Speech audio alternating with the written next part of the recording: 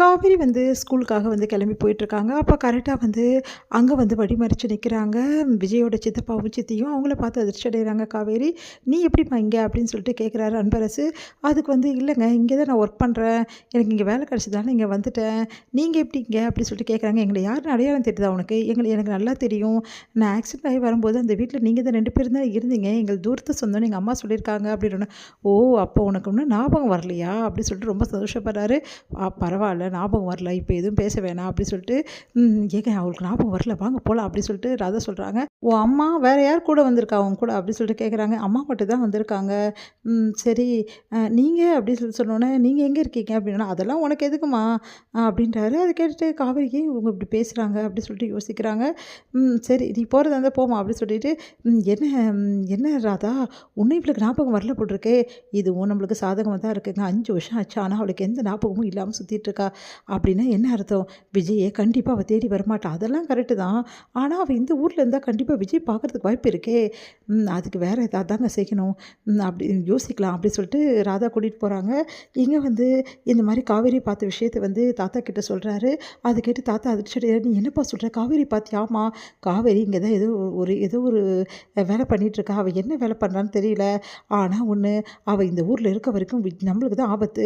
விஜய் அவள பார்த்துட்டான்னா, என்ன நீங்க இப்படியெல்லாம் சொல்கிறீங்க? அப்போ காவேரி உங்க அம்மாவும் இந்த ஊரில் தான் இருக்காங்கன்ற விஜய்க்கு தெரிஞ்சா பெரிய பிரச்சனை. மாப்பிள்ளை நீங்கள் தான் காப்பாற்றணும். நான் பார்த்துக்கிறேன் மாமா. இதுக்கு என்ன பண்ணணும்னு நான் பார்க்குறேன். அவளை எப்படியும் இந்த ஊரை விட்டு துரத்திடணும். வேலைக்கு ஆகாது அப்படி சொல்லிட்டு யோசிக்கிறாரு. ஏதாவது பண்ணுங்க மாப்பிள்ளை அப்படி சொல்லிட்டு தாத்தாவும் சொல்லிட்டுருக்காரு. இங்கே வந்து என்ன பண்ணுறாங்க, நம்ம வந்து குழந்தை காவேரி என்ன பண்ணுறா, யோசிச்சுட்டே இருக்கா. எப்படியும் மிஸ்கிட்ட இன்றைக்கி கேட்டுடணும் அப்படி சொல்லிட்டு யோசிச்சுட்டே இருக்கா. குட்டி காவேரி பார்த்துட்டு காவேரி வந்து சொல்கிறாங்க, "அம்மு என்னாச்சு உனக்கு? என்ன யோசிச்சுட்டே இருக்க நீ?" அப்படின்றாங்க. உடனே வந்து சரி அட்டனன்ஸை கொடுத்துட்டு போகிறாங்க வந்து இன்னொரு மிஸ்ஸு. "என்னாச்சுங்க?" அப்படின்னு சொல்லிட்டு கேட்டோன்னே, "இல்லை மிஸ் இன்றைக்கி நான் அட்டனன்ஸ் எடுக்கிற மிஸ் வந்து இன்றைக்கி வரல. அதனால் உங்களையே கிளாஸ் மிஸ்ஸே எடுக்க சொல்லிட்டாங்க." "ஓ அப்படியா? சரி ஓகே இன்றைக்கி அட்டனன்ஸ் நானே எடுத்துடுறேன்." அப்படி சொல்லிட்டு ஒரு பேராக கூப்பிட்டுட்டே இருக்காங்க. குட்டிக்காவை யோசிச்சுட்டே இருக்கிறத பார்த்துட்டு, என்ன யோசிச்சுட்டே இருக்கா இவ? அப்படி சொல்லிட்டு மறுபடியும் அட்டனன்ஸ் பேர் கூப்பிட்டுட்டே இருக்காங்க. பார்த்தா திடீர்னு வந்து அம்மு பேரே இல்லை இதில். ஏன் தானே அம்மு பேர் வரணும்? ஏன் அம்மு பேர் வரல? அப்படி சொல்லிட்டு ஒன்றும் புரியாமல் வந்து அப்படியே பார்த்துட்டே இருக்காங்க. ஒவ்வொரு பேராக கூப்பிட்டுட்டே இருக்காங்க. கடைசியில் காவேரி பேரை கூப்பிட்றாங்க. காவேரி வந்து பிரசன்ட் மிஸ் சொல்லிட்டு எழுந்து நிற்கிறா. என்ன அம்மு காவேரின்னு சொன்ன பேரை கேட்டு எழுந்து நிற்கிறா அப்படி சொல்லிட்டு கிட்ட வராங்க. என்னாச்சு அம்மு? காவேரின்னு தான் நான் கூப்பிட்டேன். நீ ஏன் எழுந்து நிற்கிற? மிஸ் என் பேர் தான் காவேரி அப்படின்றா. அதை கேட்டு அப்படியே ஆச்சரியப்பட்டு போகிறாங்க காவேரி. உன் பேர் காவேரியா? உன் பேர் அம்மு தானே? மிஸ் அது செல்லம்மா வீட்டில் கூப்பிட்ற பேர். உண்மையான பேர் காவேரி தான். என்னோட சொந்த பேர் காவேரி தான் மிஸ் அப்படின்றாங்க. அதை கேட்டுட்டு வந்து அப்படியே ஆடி போயிடுறாங்க காவேரி. அப்படியே யோசனை பண்ணிட்டே இருக்கேன். மிஸ் உங்ககிட்ட ஒரு விஷயம் கேட்கலாமா? என்ன விஷயம் அப்படின்னு சொல்லி சொன்னோன்னே, மிஸ் உங்கள் பேர் என்ன மிஸ்? என்ன திடீர்னு கேட்குற? இல்லை மிஸ் உங்கள் பேர் தெரிஞ்சவொடனே எனக்கு ஆசையாக இருக்கு. எங்கள் வீட்டில் எல்லாரும் உனக்கு பிடிச்ச மிஸ் இருக்காங்கன்னு சொன்னியே, அவங்க பேர் என்னன்னு கேட்டாங்க. அப்போ எனக்கு சொல்லவே தெரில மிஸ். மிஸ் உங்கள் பேர் சொல்லுங்கள் மிஸ் அப்படின்னோடனே, உன் பேர் என்ன?